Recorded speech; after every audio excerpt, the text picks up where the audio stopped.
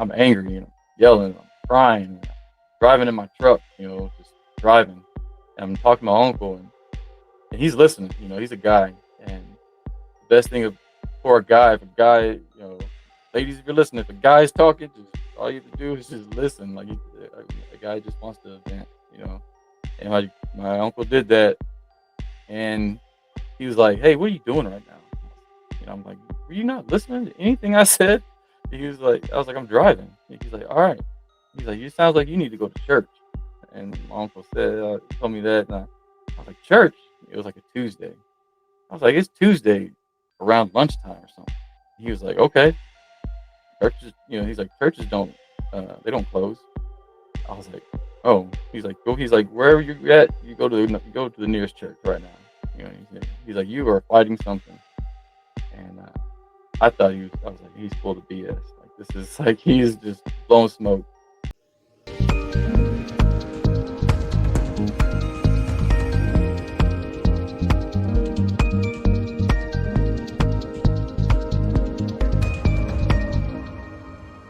And welcome to my podcast. And thank you again for joining me in this interview. And here we have Mike Taylor, and he is from Texas. And here I am in Colorado.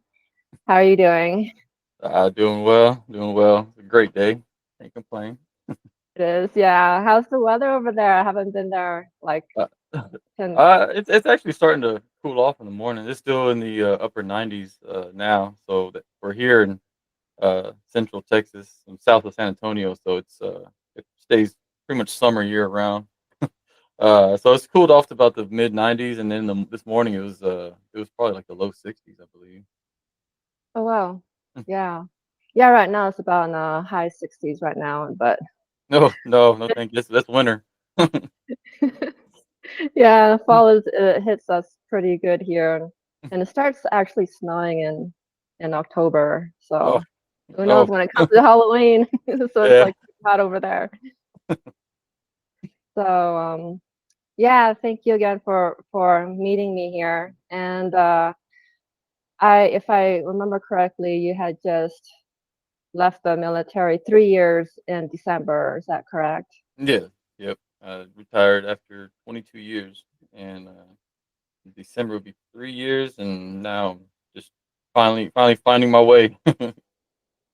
Yeah, yeah, I understand how difficult it is when it comes to leaving the service. And so I just like a background, like when it comes to your spirituality aspect of it, like what inspired you to enter the service and then leave? What when was at that point that you realized that you couldn't take it anymore? It's like up to your neck or what? um, let's see. I guess the beginning, the joining the part, would be I joined right out of high school.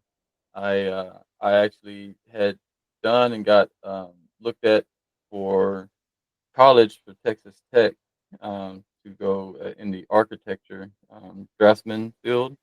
And with that, as going towards that, I kind of leaned in towards the military. Within my girlfriend had at the time had gotten pregnant, so I kind of took, looked at it where I was, coming from, grew up in South Texas. We're very my family's very traditional in a way, and I was like, "Okay, well, I gotta take care of a family, I have to take care of a child now. I can't go to college because, the college isn't gonna put food on the table." And, so I went into the service. The Army came to school one day, and I had all the right answers, and I was like, "That sounds amazing." My dad, was, prior military, and so was his father, and so was his father. So I was fourth generation military. My dad went into the recruiter's office with me to make sure everything was straight, and we went into a couple offices, to pretty much most of the branches, and the Army was the one that kind of answered all my questions and told me everything I could get in writing, and that was it. So I had joined the Army. I came in as in the communication field. I did a lot of ComSec, top secret clearance, and binary code, and all that boring stuff. And after about a year or two of that, I was pretty much done. I couldn't do that anymore. It was like I am not. I'm not sure if most people can't see me, but I'm 6'4", 265. I was like an athlete and a huge nerd. So I was sitting behind a table or a desk for hours on end. Like that's not a thing for me. And that's what they did. Like they wanted me to do that. So during that time, I was in Korea and 9/11 happened, and I was like, man, this sucks. And I was kind of in the thought of training to do something else, and I tried out for NATO special operations, and I passed.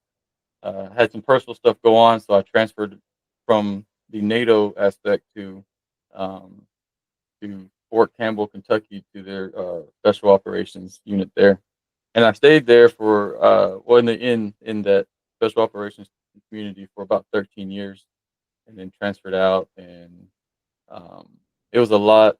There was a lot going on there, for those 13 years because it's like they haven't had any type of combat background since Vietnam, that intense and that long.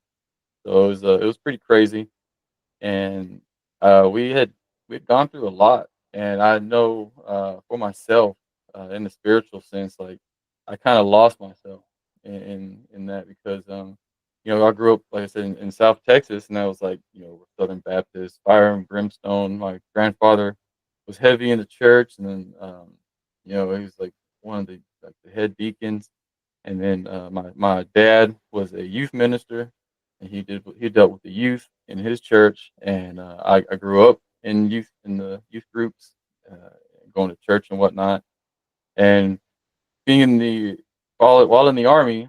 It's not the army's fault. I allowed myself to kind of drift away in that spiritual sense, and I kind of lost myself into the physical, part of the world, and uh, and I just kind of left it there, and I didn't really never look back. And after about I have been in for about 15 years by now, and the army was like, you know what, we're going to kind of take you out of this realm that you know so well, and we're going to put you behind a desk again. So they made me a recruiter, which if anybody is military and they're listening, they know that recruiting is probably the worst job you can give any type of military person, especially somebody that's in combat arms. Um, and that is where I think I started spiraling because I had my hands were busy for so long, and then they kind of just tied my hands, so I was kind of just spiraling out of control. Uh, and a lot of veterans deal with that, and it's something that they won't admit. It's a horrible thing, and I know a lot of friends of mine that hopefully are listening. They know that they can actually say it and speak up on it. So I started getting help. My brother had gotten out a couple years before me, and thank God because we moved to Houston while I was for recruiting, and my brother lived a couple hours away, and he had gotten out on disability as well. He had gone overseas, did a combat tour, and he was able to kind of help me along in some of the stuff. My wife is a RN, and she's really smart at the paperwork and medical things, and so she was able to get all my paperwork together and get me make sure I'm on the appointments and everything. And my brother was kind of knew what the veterans were going through.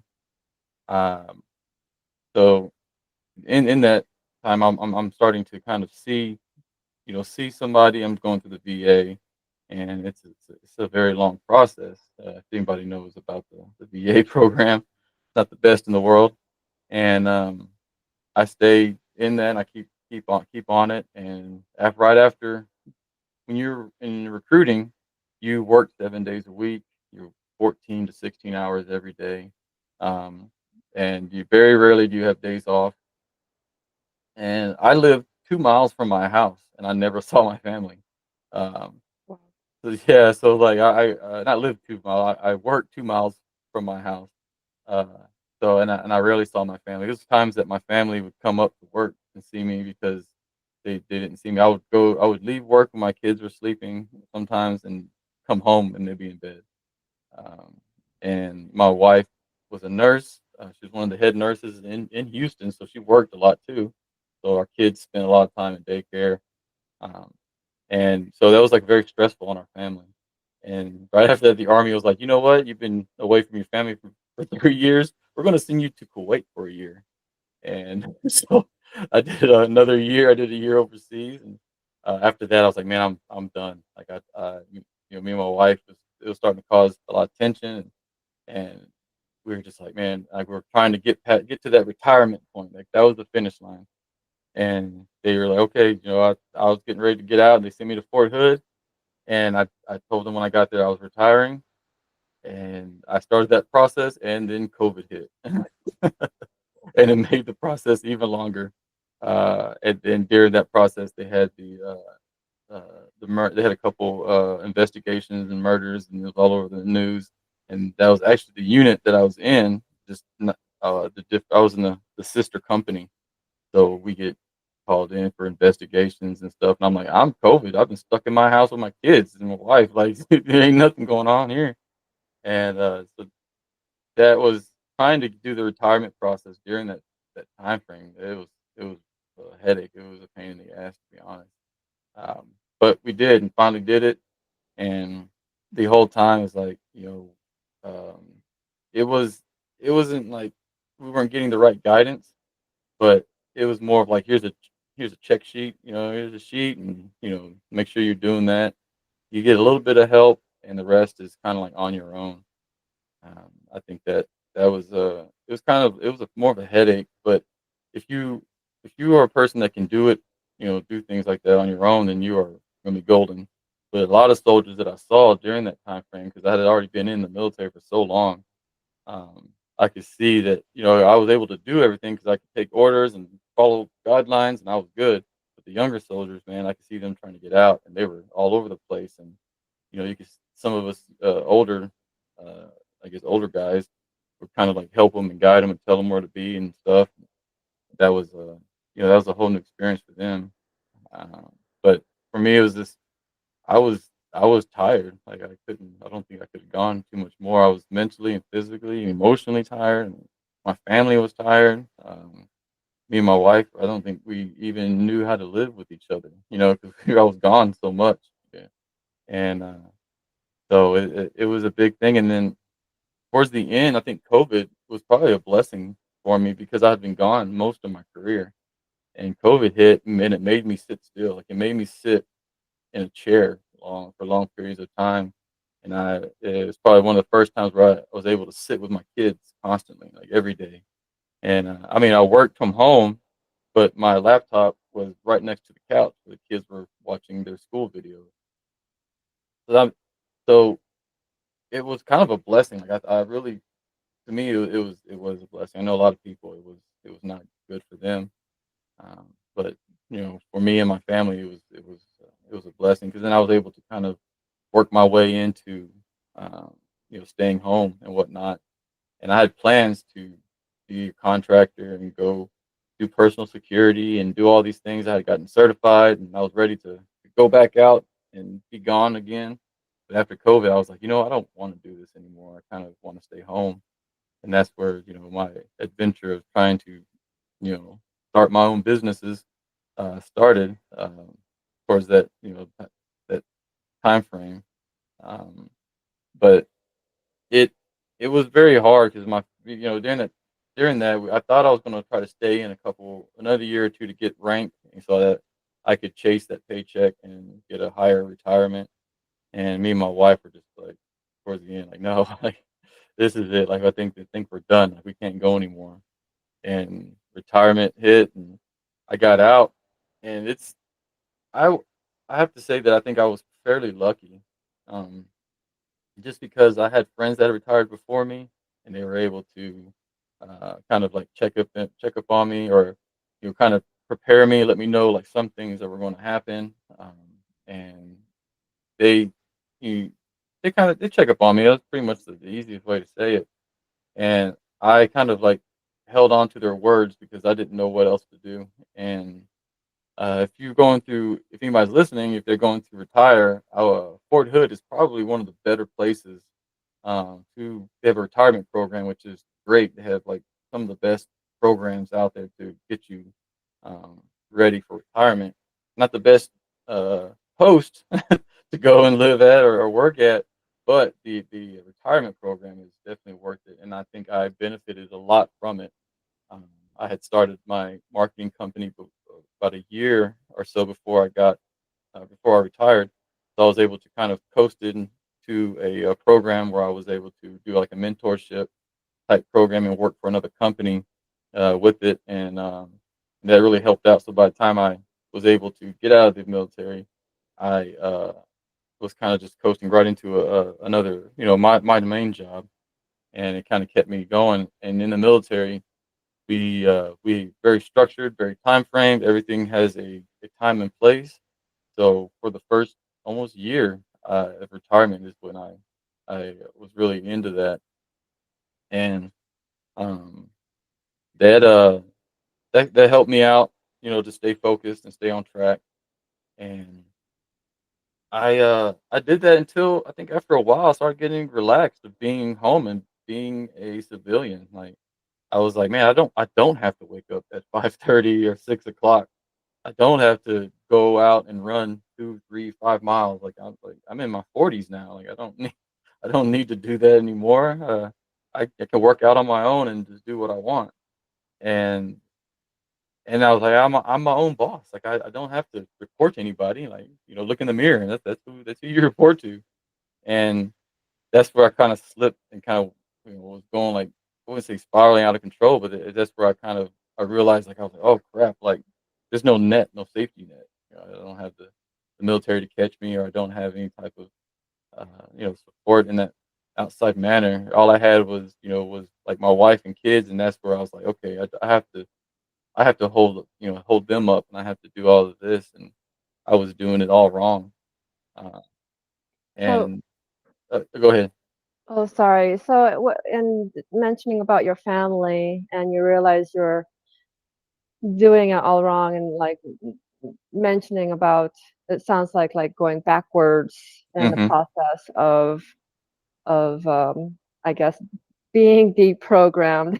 Yeah. Um, Yeah. so when you originally went into service, it was to help your family to have the stable, financial stability. Mhm. And in the process of going through that service, because you had mentioned about your family and the generations of being in the military, you're the fourth generation, and that your father was a deacon. Is that correct? Grandfather. Grandfather, okay. And then so it sounds like that your foundation when it comes to the religion aspect or the building that faith was strong, and then throughout the years as you were in service, it, I guess, it like numbed you. Is that Yeah. is that Yeah, you're I like, guess yeah, I would say it numbed you, made me focus on priorities, different priorities. They were important at that time. I mean, it probably wasn't the most important, but it made it seem that it was that important. And religion, anytime, religion period isn't really a popular thing, especially in the military. You have to be tough, you have to be smart and strong, but religion isn't a really a thing, to have there. Especially when I was going through during all of this. Not military now is completely different than when I was in. Like there's no way, I don't think I could stay in very long now. There was like, it was a very rough and tough, and just like you would see in like the movies, like that was some of it was like that. You just have to be tough. um, and religion wasn't really that. Um, when I had gone to Kuwait after that, I had spiraled out of control in recruiting, drinking, and just I was a very horrible person. And I had a friend of mine. He had kept reaching out. He's a uh, very faithful person, and strong in faith, and he had reconnected with his religion, prior to, like probably a couple years. So then he knew that I came from a background, and he knew my father personally, so he knew the religion was there, and he kept poking that bear, and he kept poking, and while I was overseas, he was constantly in contact with me, and then he would be in contact with my wife as well, and he kind of kept planting that seed. So by the time I had come that whole year in Kuwait, um, I was gone. He had constantly been in me, and then he planted that seed, and it worked because by the time I had gotten back, got my family to Fort Hood, and I had 2 years left to retire. That's when I started reaching out to like religion and things like that, and I was really into it. Like I was like out of nowhere, it just kind of shocked shocked a lot of people, even my wife. Like I just went from not being in the Bible or religious or anything, and all of a sudden I was like, you know what, I need to get back into it. I need to do this, and that's it. Just kind of from there, it kind of just revved up, and slowly, I just kept more and more. And by the time I had gotten out of the army, I was, I was in my Bible every day. I was talking about it. I was posting it every day. Right now, I send to probably over 100 people right now on my text message list and groups and whatnot. I think it's about a little over 100 people. I send. I do my quiet time. I read my Bible, and then I do my little lessons, and then I sit up. Then I turn around and then I write a small inspirational little uh, blurbage, couple paragraphs, and then I write out an entire prayer that I would get kind of like from my quiet time, and I would write out an entire thing, and I would send it out to everybody, if they liked it or not. And sometimes they don't say anything, sometimes they say thank you. But I've had people, especially guys that I worked with, I would send it to them, to a few of them, and they would be like, "Man, like when did you become so religious?" I was like, well, I mean, I've been religious, I just hid it, like I didn't, it wasn't cool, then. But I've always did it, and I always knew it, and I could talk about it because I knew it so well. And like for instance, like every year I read the Bible front to back every year. I'm on my third year in a row, uh, and that's just something that I enjoy to do, and it's kind of like a self bragging, right? Because if I tell somebody that, they're like, "What?" They're like, "Who cares?" Like that's not a cool thing to do. But for me, I can be like, "Oh yeah, I'm on my third year. I can do that." And it's something that I enjoy. I like to do. I get up early in the morning before my family gets up, and I like to do that and write, and I send it out to people. And I usually about once or twice a week now. I get a little text message or something. It's like, "Hey man, really thank you for this. It really pulled me through a dark time," or "You really sent this message. I was really thinking about something, and that message really hit me today." And when I get those, that kind of keeps me going, because there's times where I'm like, I'm looking down at my feet, and I'm like, why am I even going? Like, there's no point for me to do this anymore. And as soon as I say that, I'll get a message or a phone call or an email or something, and they're just like, "Hey, thank you very much, for doing this and taking the time of doing this every day, and your dedication is keeping me motivated and dedicated."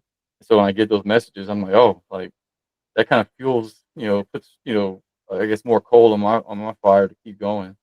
And so it kind of helps out. And I have I have to give a lot of that credit to my father, because he did that before me. And I remember being in the army, and I was like, "God, Dad, like quit sending me this stuff. Like quit trying to like push this stuff down my throat."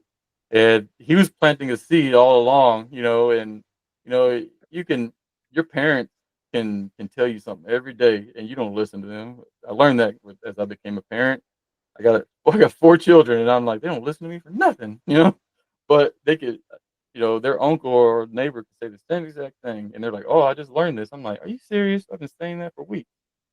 But my dad he would just constantly, just over and over, he would tell me some stuff. I'm like, "Man." And finally, that those seeds that he planted, it hit. Like it was like the Jack and the Beanstalk. He hit them seeds, and the next night, the beanstalk grew, and that's what happened. When I got back, it clicked, it switched, hit that switch. And if my friend was the one, had all those seeds from my father. My friend was the water, and the next night, it just I wouldn't say overnight, but it was a long process. But it was pretty close to just happening night and day. And and with that, like it now, I can say that it's the thing that keeps me moving on a daily basis to make myself better. Not just like make myself better because of after being in the military for so long, I had gotten checked out and went through some stuff, and I got diagnosed with like PTSD and TBI, and I got you know physically, emotionally, mentally disabled. Like I got arthritis in almost every joint or whatever in my body, and my spine's all just you know it's amazing waking up every day. Uh, but uh, having that, like, you get the VA wants to, shove pills down your throat or make you go to see a doctor or a shrink or something, and all they have is a clipboard in front of them. They want to check the box to be like, okay, like, this, your cure, we checked all the boxes, and and I I tell I tell all of my guys, I'm like, man, like, there's so much more now. Like, I learned the hard way, but I had help along the way as well, and we're learning as we go. And there's so much more out there to actually help people. And my faith has actually been one of the biggest things because it keeps me going uh, to just to be a better person for myself for one, and to keep my definitely be. I want to be an example. It's something that I definitely tell myself, and I have my prayers or whatnot to be to be an example. Like I want to be an example, and I want to be a positive example. Not for myself, for my kids, my wife, people around me. I've started uh, positive communities in the gaming world, um, and I to different creators and whatnot, and try to bring them all in to do positive things, and um, that's the type of stuff that I want to kind of keep around me and around others. And I want others to see that you don't have to definitely be like these other people because I see the internet and TV and hell, even friends and family. I'm like, God, this is horrible. Like this is like the new norm, and people don't even see it, like how bad it is. Um, but I just, I've trailed off there a little bit, but that just, it. My faith is definitely something that's a huge cornerstone for me, and I, I had gotten my wife had tried to get us into the church a long time ago. Before I went to recruiting and stuff, and we went, and I just went just because they served dinner there for us, and I went because she wanted to go, and my son liked to go to youth group, but I didn't. Like I didn't even pay attention half the time. I kind of faked it, um, and then it took years later before I had to kind of, I guess, dig deep and find that little spark that I had left, and now I have like I was the one dragging my family back into the church, like, and they're just like, "Wait, we don't go to church." I'm like, "We do now. Like this is this is something that we're gonna do now." And we do, like every Sunday, and we do Wednesdays. And, I talk to the pastors. I wouldn't say we have a big church, but we have a good sized church and a couple pastors and whatnot. And I think they're great, and they had helped me in a dark time while I was out. I was, like I said, I was in a very dark place when I retired, and I man, I had called my uncle, um, and my father had just passed. My dad passed a month after I retired, so we had big plans, me and him. I had been gone for so long, and he had been working shift work is most of his life, and he had started his own business, and I was going to start mine, and we were going to spend time with each other. And I had a retirement party, I think in November. His birthday was December 25th, and he died January 22nd. uh, yeah, the same year that I retired. So he died that that next month, and we had big plans. And when he did, it was like all shock. It was nobody expected that, and it hit my family very hard. It tore us apart, and that was like a big thing. And I remember several months later, it kind of like it's hitting me. And I call my uncle, and I'm angry, and I'm just emotions, and I uh, I just I'm still digging in the Bible, but I'm doing it wrong. You can say I'm not doing it the way God wanted it, and I'm angry and I'm yelling, I'm crying, and I'm driving in my truck, just driving. And I'm talking to my uncle, and he's listening. He's a guy, And the best thing for a guy, if a guy, ladies, if you're listening, if a guy's talking, just all you have to do is just listen. Like a guy just wants to advance. And my uncle did that, and he was like, "Hey, what are you doing right now?" I'm like, "Were you not listening to anything I said?" He was like, I was like, "I'm driving." He's like, "All right." He's like, "You sounds like you need to go to church." And my uncle told me that, and I was like, "Church?" It was like a Tuesday. I was like, "It's Tuesday around lunchtime or something." He was like, "Okay." Churches, he's like, "Churches don't, they don't close." I was like, "Oh." He's like, "Go." He's like, "Wherever you're at, you go to the nearest church right now." He's like, "You are fighting something," and I thought I was like, "He's full of BS. Like this is like he's just blowing smoke." And he uh he was right. I drove and I saw this church. It was outside of the city limits. It's called Cowboy Fellowship. Uh, and the gate was open, and it's a big church, big nice church. Uh, and I got there, and there's no one really there. I saw two cars, and I walked in, and I'm sitting there. I walk in, and it's the main, worshiping area, and there's nothing there. And I sit there in the chair, and I'm like, mostly in silence. And finally, I was like, I think I heard somebody whisper something in the back. So I walked down some hallways, and I found somebody talking. And I was like, I just need to talk to somebody. Happened to be a pastor, right around the corner, and we talked. We prayed and cried, and I was just like, I don't know what the hell I'm doing, man. Like, I think I had been out maybe 6 months, 7 months, and uh, by then, like, I was just like, I was kind of just, wading in the water. I keep trying to keep my head above the water, and he was just like, well, in the end, he was like, yeah, I guess I'll see you Wednesday, this Sunday, and he had kept contact with me and passed and connected me to another pastor that actually does like more of like an adult type. I wouldn't say therapy, but it did like counseling or whatnot. And we became friends. I never went to see him for counseling, but we just talked as friends, um, and since then, like we stay in contact on a normal basis. And Oh, we still go to church on a every Sunday, or for the most part. Uh, we're still there, and our whole family's involved in it and whatnot. And it's just it happened for a reason, And I think my uncle was right. Like he was like, you don't ever, church doesn't ever close. And he's like, God's always there. He's like, you're the one that's not, you're not looking, you're not reaching. He's like, he's already there. And as soon as I walked in, like, I could tell that something, it was like a door had opened, and my family is the one that's benefiting from it, And with that, everything that I had been trying to do, the couple years prior to that whole light switch, I would say like it was like 2019 or so is when I just kind of started it all, like in that I would say that um, that stairway to heaven, I guess you want to say, kind of just changing my life in that manner. And after my dad had passed in 2022.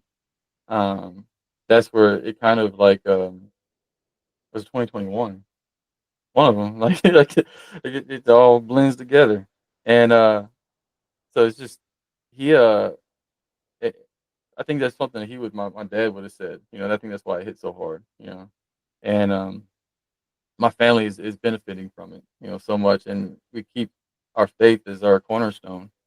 We have our kids. They pray for dinner every night. They take turns. They every night when I tuck. I have three little girls.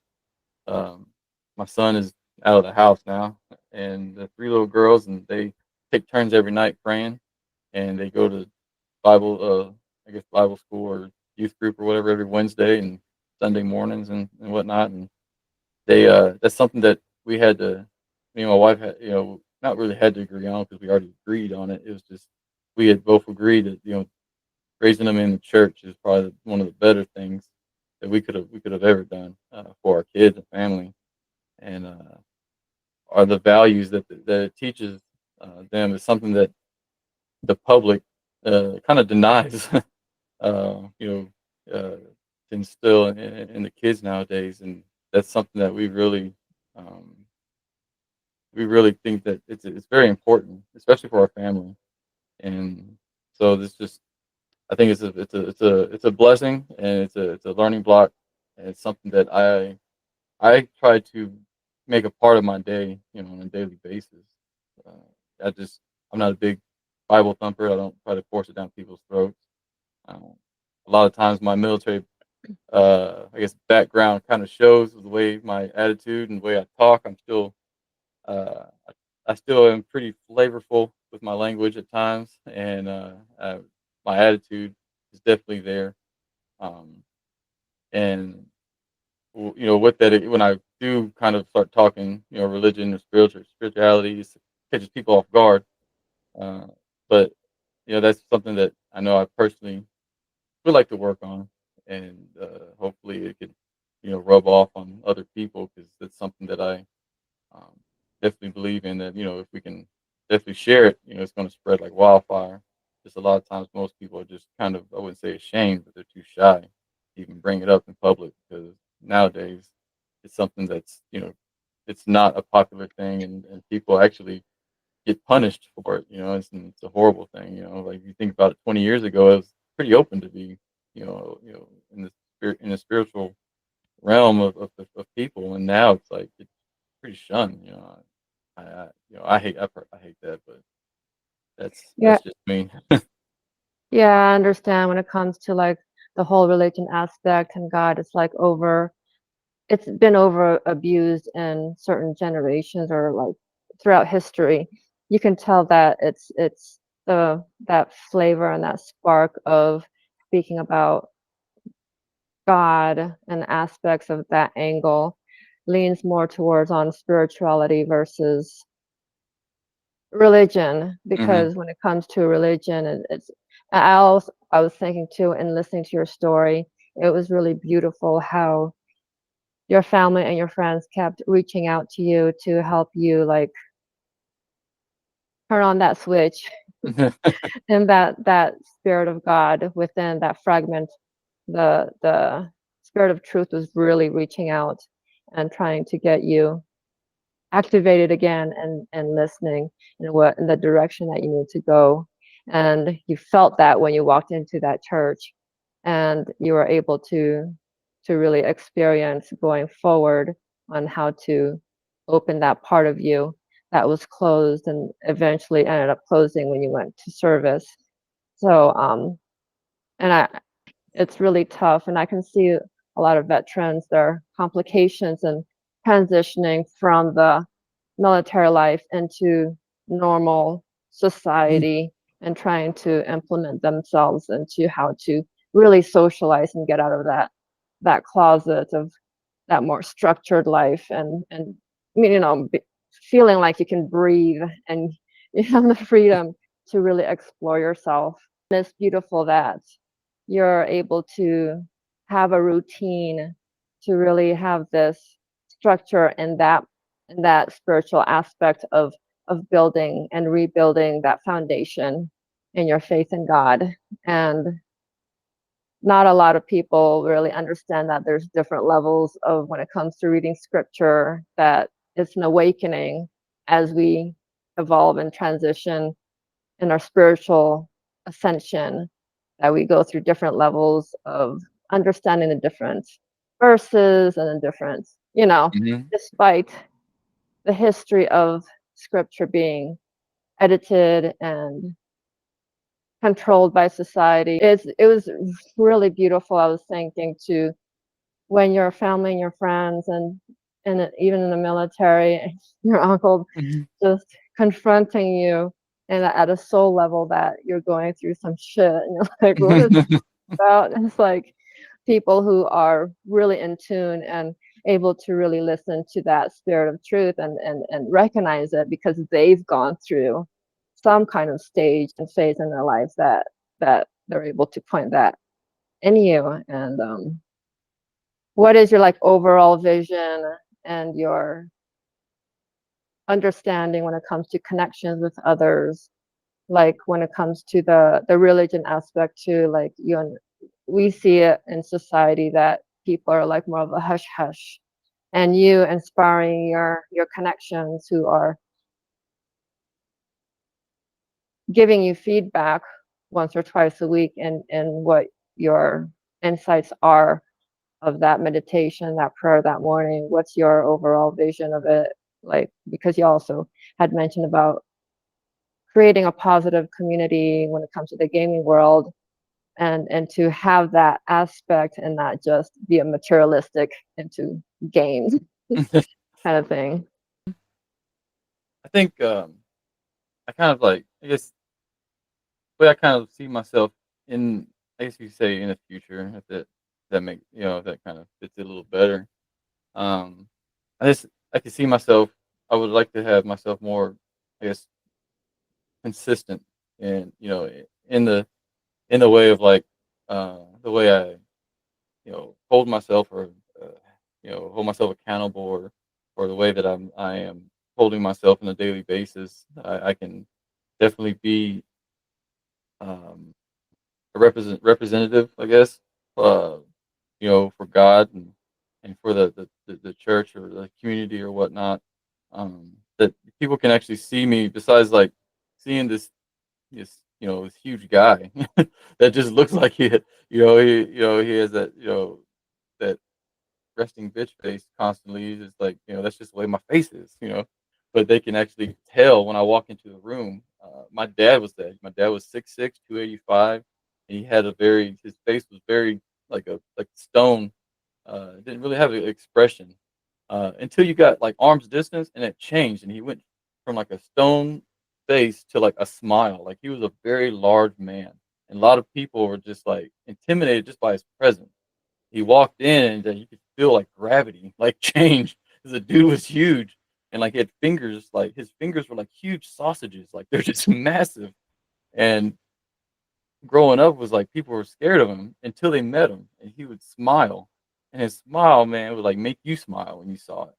And my dad was a guy that he would shake your hand, uh, but it was like he shook your hand, but it was more like it wasn't like a handshake, man. It was just like, it was like almost like a compliment. He was just like kind of did it, and then he hugged everyone, like everybody. He was famous, like at his funeral, everyone that talked to him, that people would go up to the podium and talk. Like everyone said, "Oh man, he would hug me," like from children all the way up to like just the elderly.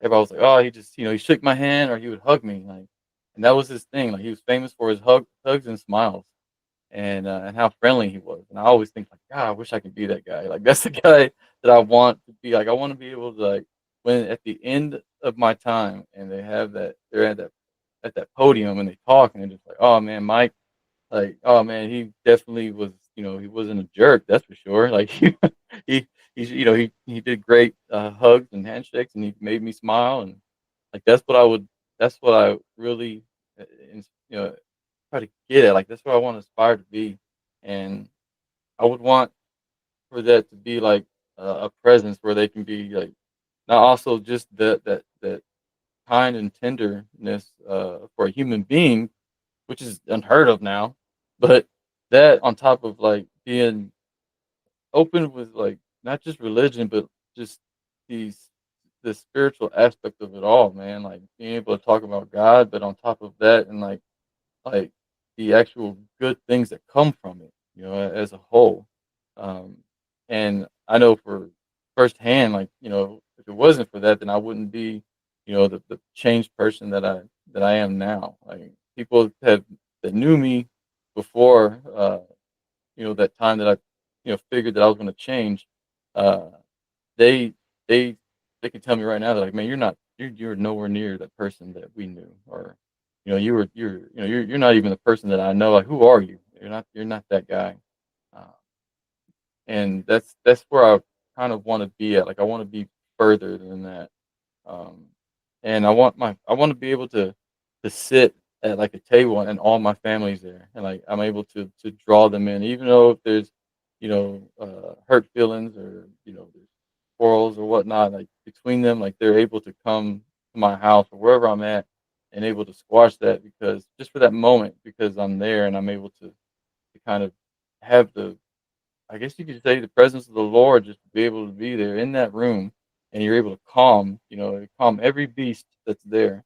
Uh, and that's something that I am that's the not a dream, it's a goal of mine, and I would like to have that. Just because if you're able to do that, then you're able to go outside of your own four walls. If you're able to calm your own family, um, you can actually go out into the community. You can do uh, very positive things. Um, I as I started this year, January 1st, I woke up January 1st. I had felt like crap because we had partied the night before for New Year's Eve. I was like, "Man, I feel like crap, and I don't wanna do this anymore." I was like, "I'm gonna stop drinking." And at first, it was like, how everybody does when they have a hangover. They're like, "Well, I'm done. I'm done drinking," and then, a week later, they're back. Well, I'd gone, and then a week or 2 went by, and then I had joined a nonprofit organization, Aerial Recovery for National Disasters and anti, child sex slavery and recovery and rescue. Uh, and I joined a group, and we do a prayer, and we have a chaplain and everything, and we talk. I talk to the chaplain on, a weekly basis now, and this was back in January, and we all made a bet or a vow or promise. We're like, hey, we're not drinking anymore. We're gonna stop drinking. And a lot of us did stick to that, and still don't drink. And to me, I actually feel better, on a daily basis. I'm able to, think more clearly, and I can turn that energy into something more positive. And I don't tell people. I don't go around like, hey, I don't drink anymore. And I was a heavy drinker. A lot of people, if you they knew me, like they knew me as a very heavy drinker, all the way up and probably till the last couple years. I kind of started trailing off a little bit, but um, now it's like it's a lot of it's I guess you could say it's more faith based. I think like I can think more clearly. I can recite things faster. I can call upon God a lot quicker without thinking, being hesitant about it. Um, and that's just something that I definitely want to be able to have that example, um, and that reach outside of much of all of these things, because I want to be able to have somebody to outside of my circle and my reach to be like, man, like I want to inspire to be like that. Like I want to be able um, to reach other people with that. Um, and that's something like you said, like in the gaming world and whatnot. I have I uh I own my own marketing agency, and with that, I kind of help other people with their their businesses or projects or whatnot. And this year, I started a gaming label for uh, tabletop RPGs. It's called Chaotic Chronicles, and I have a team of guys. We make adventures for tabletop games, kind of like Dungeons and Dragons and Pathfinder and Hero Quest and stuff like that. And every morning, I put a scripture up. I'm just like, "Good morning, fellas," and we talk every day. And a couple of us are pretty religious, and the other ones are not so much, but they're in it. They know like this is it.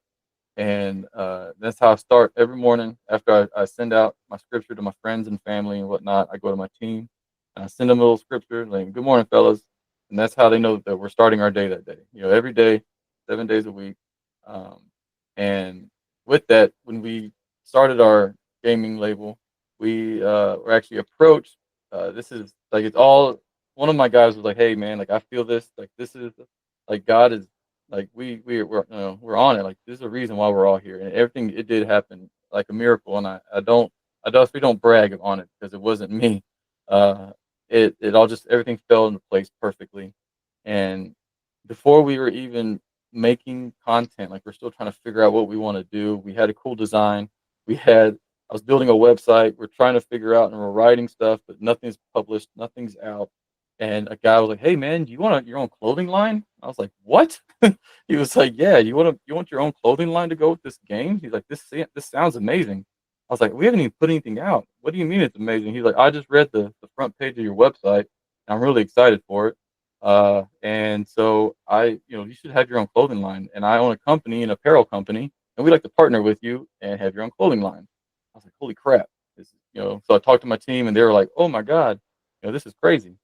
So a couple months later, as we're getting all the paperwork and getting everything ready, and we're designing a few shirts to come out so we can have extra stuff actually put out. Um, it hit me. I was like, hey man, like at the time there was five of us. There's four guys, working underneath me, and three of us were veterans. And I was like, hey man, like, we're veteran, pretty much a veteran owned business. I was like, so let's we're gonna put a flag on the sleeve like a lot of other apparel that has military or something. And then I came back with them. I was like, hey man, this is a hard line for me. There's no vote. I was like, we're putting a scripture on the sleeve. And the guys were like, what? I was like, yeah. I was like, so you guys don't get a vote. You guys can leave the label if you want, but I go, this is what we're doing. And the guys were just like, okay, well, what is it? I was like, well, funny story is I've read the Bible twice before this, and this year is my third year, and I've read this scripture, and it's the first time I've ever seen it in my entire life. I was like, I swear to God, this is the first time I've ever seen this, and it was Psalms, or Proverbs. It was Proverbs 16:33, and I was like, this is the perfect scripture for a gaming label. And I go, it's Proverbs 16:33. It says, we may roll the dice, but the Lord determines how they fall. And my guys were just like, that's amazing. They're like, I don't remember seeing that either. I was like, yeah, look it up. It's Proverbs. And that's so it had, I was like, man, we're putting that on the sleeve. So now every one of our t-shirts, sweaters, whatever, if it has a sleeve, it's on the left arm sleeve. And we've gotten compliments like, oh man, hey, I didn't know that this was on the shirt. Like I bought the shirt because of the design and the logos or whatever that we put on there. Like, it was really cool. And then we saw this scripture on the sleeve. Like, this is really cool. Like, I didn't realize it, and it goes well. So that really helped out. With kind of like, I wouldn't say break the ice with my label, but at the same time, it kind of like shows like we're pretty much out there, but we're not trying to thump the Bible down someone's throat, with it as well. But that was something that I was really did, and I went back to my friend from the whole start that helped me get this whole bonfire going. And I told him, like, hey man, this is what I'm putting on my shirt. And he's like, man, I am so proud of you. Like, he's like, that is amazing that you put that on your shirt. He's like, you have your own gaming label, which he was like, at the time he was kind of against it. He's like, hey man, like, didn't like devil worshippers play those type of games? I'm like, no, not really. Like, there's several Christian groups that are that do ministry around board games. And he was like, oh, okay, well, if that's your thing, man, like, maybe you can touch people. Like, he's like, there's not a lot of people that can actually do that type of stuff. Um, but he was very shocked that I was able to kind of convince my team, put it on there. I go, there's no convincing. I just told them flat out, like, this is what we're gonna do. But it was really cool. So we're able to do that as well. Yeah, I was really impressed too, and the simplicity of it too, because Yeah. that's how really God works when it comes to touching people's lives and keep it the simple things in life is brings out more truth. It speaks out louder, and you're able to really present that from your angle of seeing the truth behind it, and others wake up to that angle of seeing that there is beauty in that type of art. And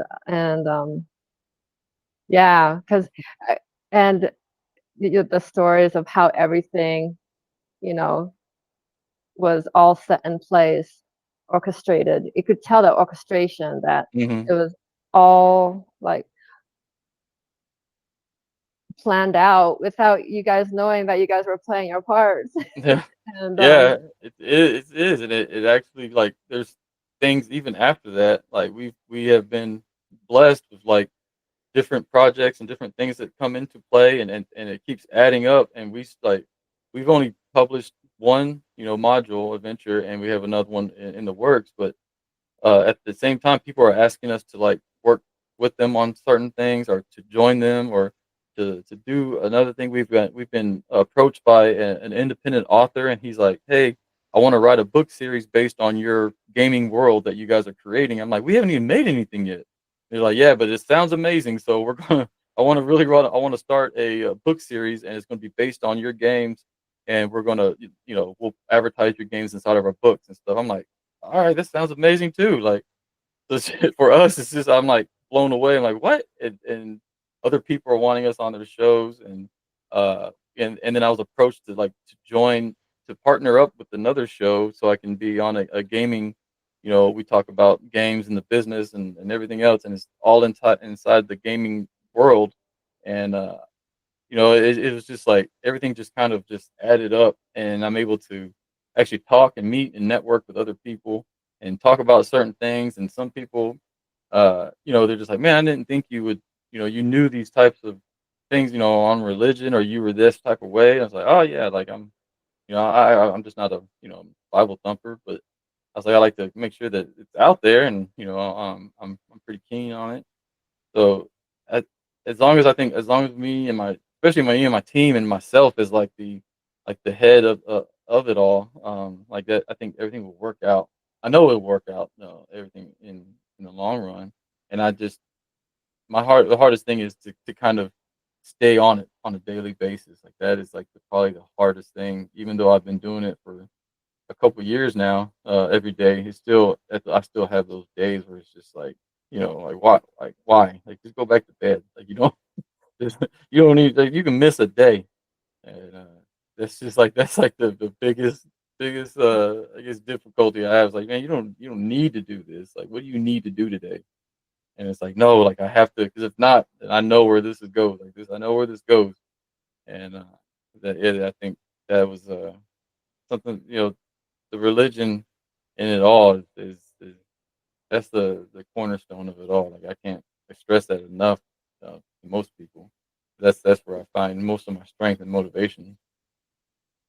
Yeah, that's where I see also in your growth how you had continued to spiritually build yourself back up, then the blessings came into your life, and how God really provided the sources that you needed and the connections, and that you're able to really see the serendipities too and how things played out.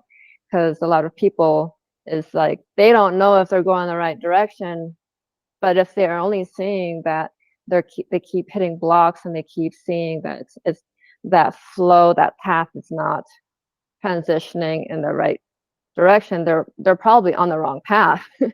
So in your process of building this community mindset of connections of individuals, it's really beautiful how God has worked into your life and keeping things light and simple. I have a thing that I tell people. I heard it a long time. I don't know where I heard it from, but there's a thing where, uh, say for instance, two people are arguing, you're trying to figure it out, and there's always three different views of that argument, or the problem. There's my truth, your truth, and the truth. And you're never going to find out which one's which, because everybody's going to have their own point. And it's like the truth is there, but how do you know which one's which? You know, um, so that's like, when you said it, I was like, that's exactly something that I'd say. Like, it's very hard because people are hard headed. So when it comes to your degree and going back to college and build that type of foundation, because you self-taught yourself also in the marketing world, and you Hmm. already knew what was being taught, and you felt as if the first 6 months into it you've learned nothing, Yeah. because you've really went into that field and really self-taught yourself. We could tell that the spirit of truth or God was working with you, like, this is what you need to do to build your business, and this is where you need to go. And even though you're going to get this degree, just maybe it was more like a transition, linking those two as more of a bridge of a healing process of society and your inner world of seeing that spiritual truth. Is that Yeah. how you see it? Yeah. I think, like, in the beginning, I did it mostly because I was trying to figure out. I've always had like an itch to be like an entrepreneur, to have my own business, to have, like, I want my own. Like, I don't want to work for somebody else. And And when I started getting ready to retire, I was like, okay, well, I'm gonna start something just in case. Like, at the time, I don't do contracting, or I don't do personal security or something. I kind of just, but I always had, like, I started 2 other businesses, they went, fairly well, like, we had 1 business beforehand, and it was so good that we actually had to shut it down because we were overworked. It was just me and my wife working on this stuff, and, like, we were just like, "We can't do this," and we had full-time jobs. We had to shut it down, but, um, this one here, I was like, "Okay, well, I'm not gonna do that because that's too much work for us, and I'm gonna try to do something more, passive." And it wasn't overnight. It's definitely I had a lot of failures, because I was self-taught. I didn't know anywhere. I didn't know anyone. I didn't know anywhere to go. I didn't know, a lot of anything on that subject. I just knew for some reason this is what I wanted to do.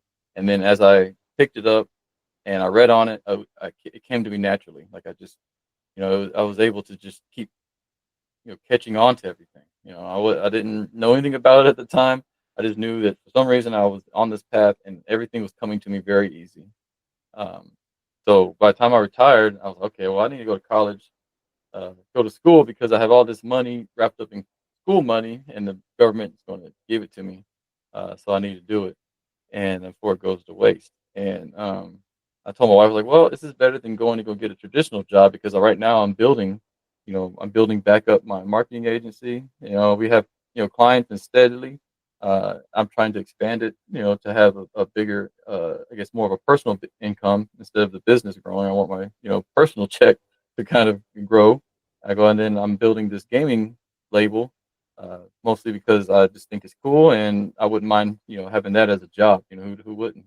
And then I was like, well, if we go to college, they're going to pay me a paycheck.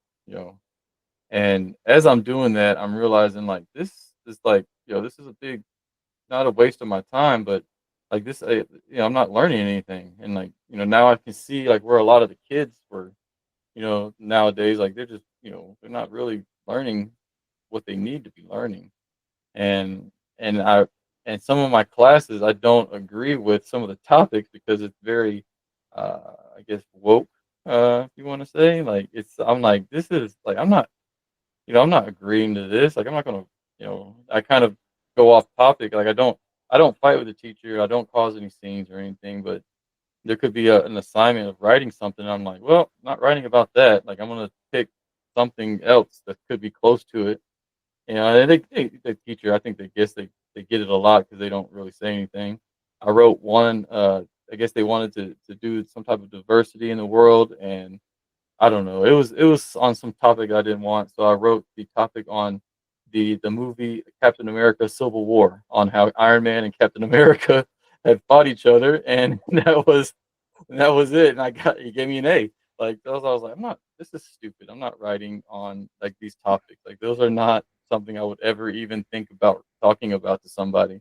So I did that instead, and I mean he loved it. So, but yeah, like I don't know. I'm not big on that stuff. And to me, it's not what I wanted, but that's what the army or the military and the VA is going to give me. But it actually worked out very well because I can go part time. They gave me a part time paycheck, to for living. I guess living fund and whatnot, and they it helps out, and I don't have to go get a part time job. I can do that and work on our businesses from home, and I wake up with the kids every morning, put them on the bus, and I'm home every day when they get off the bus, and I can make every practice and game and whatnot, never have to worry about it. So that's just I think like I said, it definitely all worked out the best. I was wondering too, is that in the marketing world, is most of your knowledge also come from Jeremy Dawson? Is that his name? You had Oh mentioned. no, no, Jeremy Newsom. Okay. Yeah, Jeremy Newsom. He he's actually more in the stock market realm. He does like a lot of day trading. He's famous in that world. He does own his business or two, and he's very smart in those worlds as well.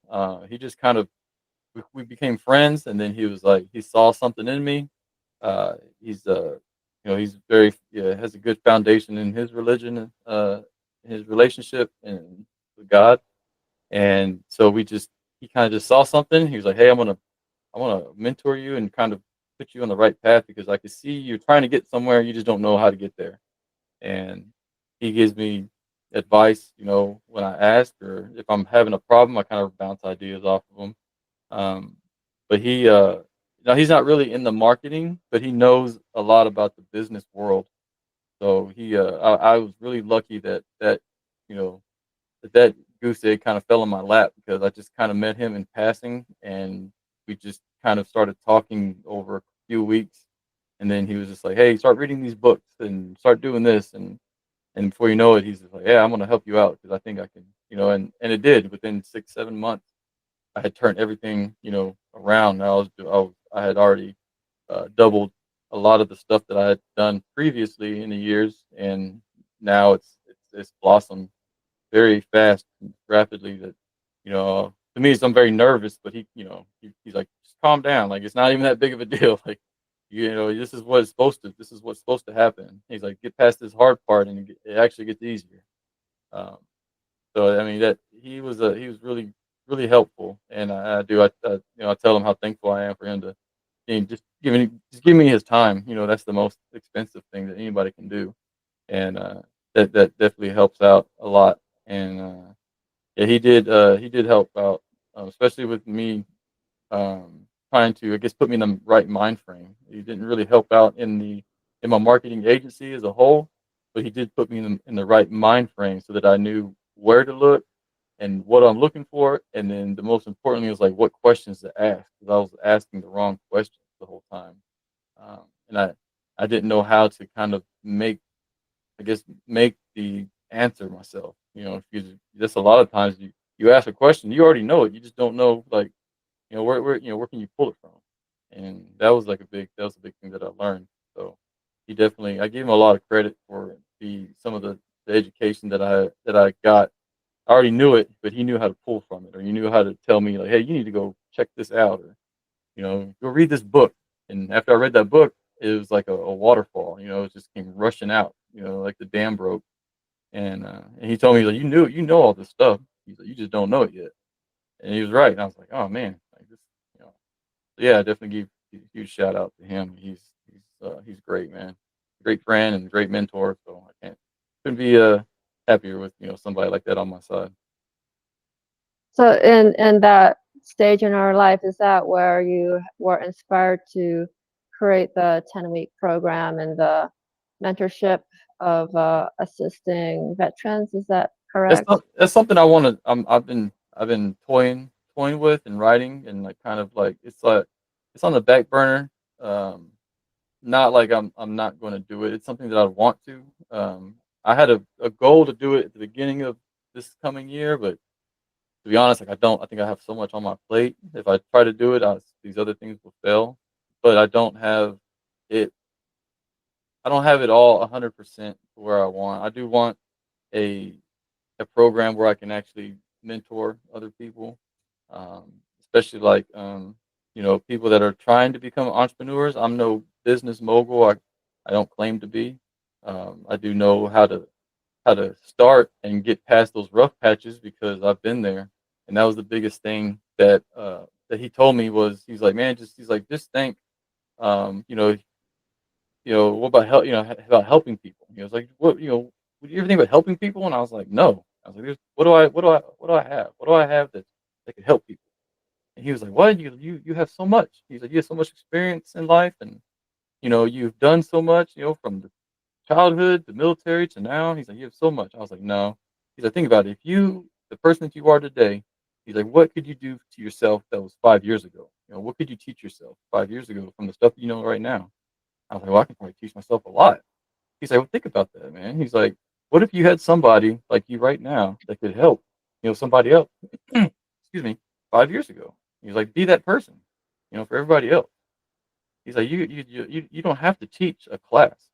He's like, all you need to know is one module ahead of the person that you're teaching." He's like, "That's it." He's like, "Think about it, just be 1 week smarter and you're teaching somebody." I was like, "Damn, I didn't even think of that." He's like, "Yeah." He's like, "That's he's like, "You don't have to be a genius. You just have to know one more thing than the other person, and you're teaching that person. You're being a positive influence." I was like, "Dang." So that's when I was bouncing ideas of what if I could be like some type of like a mentor to other people, have a program and help other people like get past their negative thoughts or they think that they're a failure because everybody goes through that, especially if you're trying to build a business or trying to build like a community or a club or something. It doesn't work as well as you thought it would be in your head, and you fail, and you think you're a failure. I was like, what if you built like, you have like a class or something or a group, and you built that small community, and then on top of that, you're holding them accountable every day. You keep that accountability, and you keep the motivation going, and then you're teaching them something new. You're giving them a couple couple things for homework. And, you have a meeting once a week and everything. And he was like, yeah, he's like, that's exactly what a mentorship program is. Like, that's what you're doing. And he has his own mentorship programs as well. And so he was just like, he wouldn't really tell me what to do, and he wouldn't really, but he will, he'll give me kind of hints on that I'm going in the right direction. And it's something that he told me I need to work on my own. Like, he's like, oh, I can't tell you how to do it. Like, this is something that needs to come from you. If you're going to really help somebody, like, it has to come from inside. Because like in the end, people can tell if you're false, like you're really trying to scam them or just trying to do this for money. He's like, you need to overproduce, with your heart and like kind of give himself, a little bit more. And that's my thing. Like I'm not the best talker, communicator. Ask my wife. Like I'm horrible at communication skills, and I'm not I don't have that much empathy because I'm just like, just do it. Stop crying, get up, go do it. And I don't have like I'm not that type of person. So it's just to me, I'm like I have to do a lot of soul searching and like do a lot of praying on it, and you know I do like that's something I do want to do. I want to be able to have a program to do it. Um, and the big thing is that, you know, as another thing, he was just like, if you're gonna do anything, you have to make sure it's affordable. People have to be able to afford it. You can't just, you're not a rock star, so you can't, charge bazillions of dollars because your name's on it. He's like, but and plus nobody's gonna come. You have to, he's like, your time is precious, but at the same time, you still have to touch other people's hearts. So that's another thing. Like you have to like really, I want to be able to build up my other uh, businesses or labels or whatnot, so it can be sustainable, so I can be able to help people and not, you know, burn their pockets at the same time, waste my time. And that was something that I had to really dig deep on. Okay, this is what I want to do. And on top of that, I have, paper, like 60, 65 pages of this manuscript type thing program. And it's still, to me, I'm like, it's not good enough. Like, it's not, I don't think it's where I want it to be at. So that's something else. And working with vets is on that as well, because I've been there. Like I know exactly where they're at and how they want to. I know where they want to go. They just don't know how to get there, and that's a whole another can of worms that I need to kind of think out and definitely venture into that realm. So yeah, that's those are some of my plans for the future as well. I just want to make sure that everything is is ready for that. I don't want to rush God. God has yeah.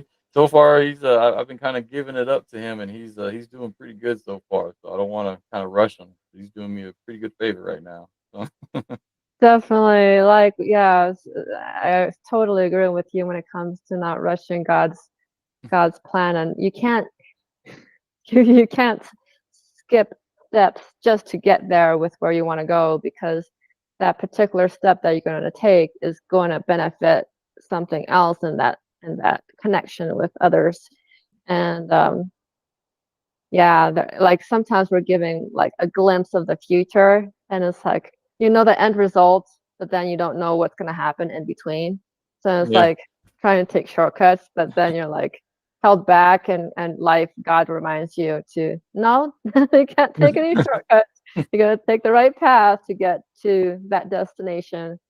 And yeah, so in creating that mentorship program, and that's your plan in the future, is that what a different part of your life that you're doing and volunteering for the aerial recovery, is that like in align ties with what you want to not want, sorry, what you're hearing from God to create this program in alignment with some kind of experiences and connections that you've had with those who are veterans?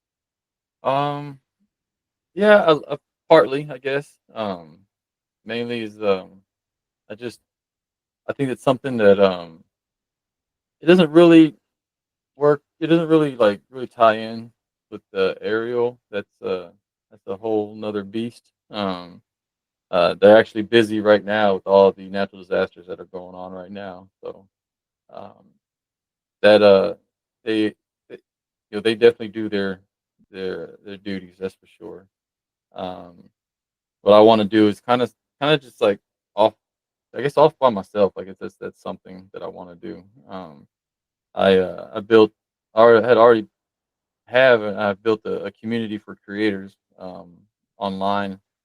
It's just a bunch of creators from around the world. You know, uh, you know, the YouTubers, podcast hosts, musicians, artists, writers, authors, um, poets, everything else in between.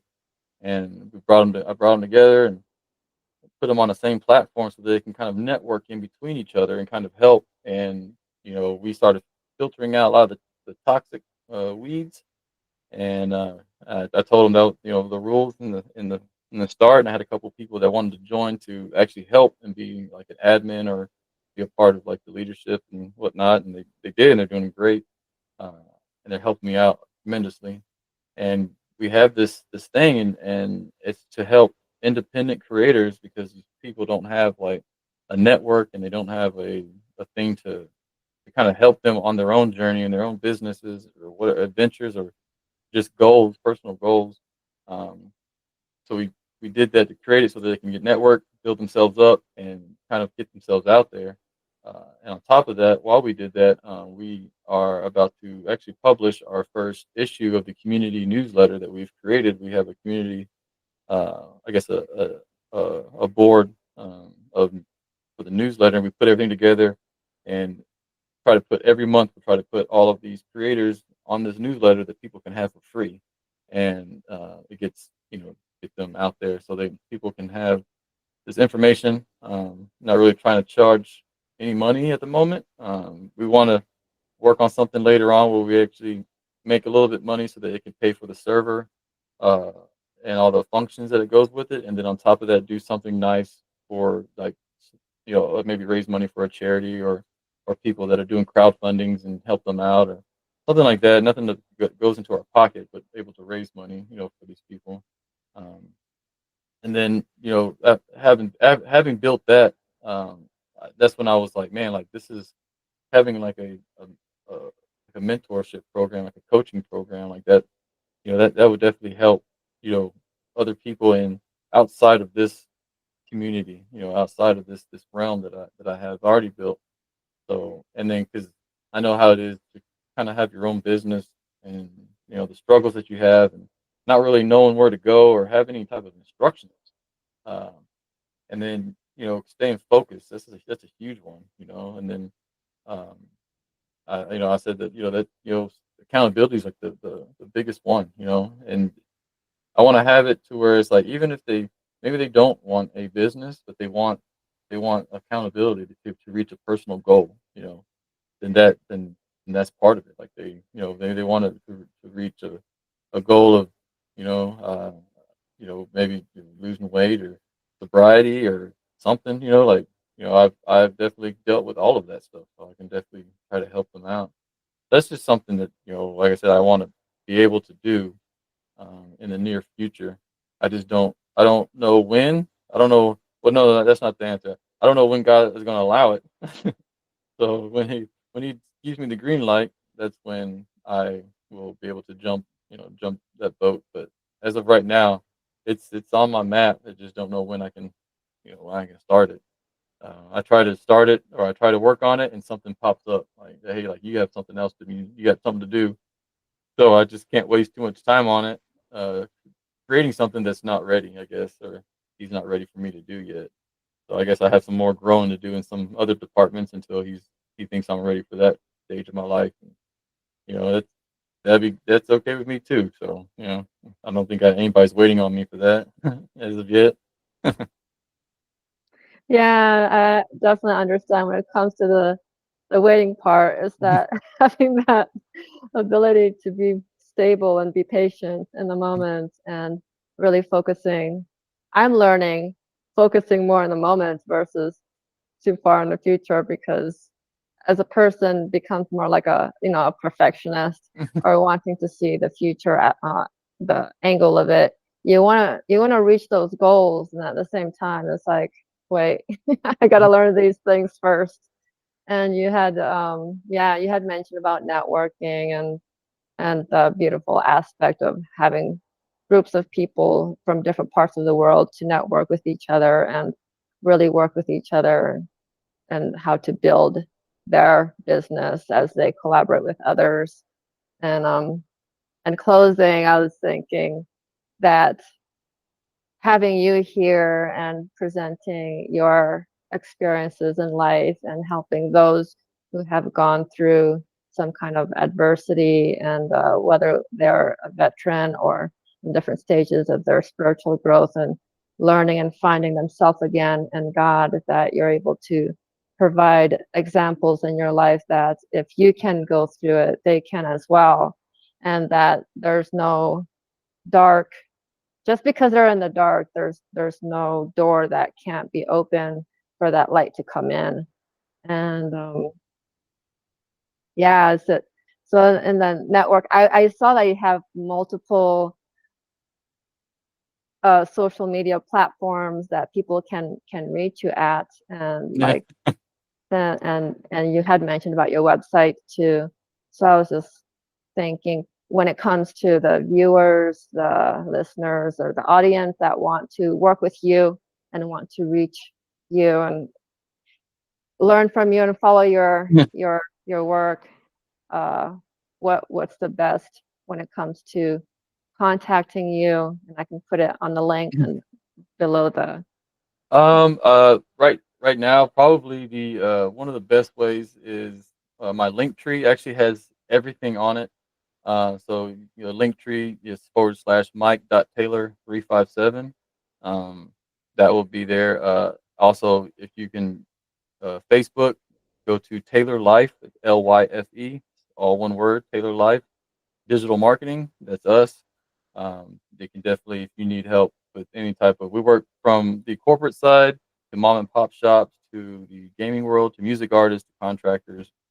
We do all of that stuff. If you guys need help with any of that, our gaming label is chaoticchronicles.com. You can work with that. If you guys are in the tabletop or gaming, we do that. And then our podcast, Side Quest, we talk about anything from the TTRPG gaming world to uh, anything in the geek culture to business to I think we have even arguments of AI and everything in between. So I mean, we definitely we definitely have a wide range of guests and people that we're in contact with. We definitely do that, and then look out for the Dungeon Scribe Society on Patreon. That's where the newsletter will be for all the other crazy shenanigans and different types of uh, community artists and whatnot. Uh, so yeah, like I have a lot. So you definitely reach out. The link tree probably has everything on there. I try to keep it up to date. So definitely the link tree. I'll definitely get you the link for that as well, so that you can have that. That's probably the best one. I think my email address is on there as well. So, but yeah, that's it. Awesome. Yeah, I was like, I was really impressed with how you're able to be reachable. No, yeah, try.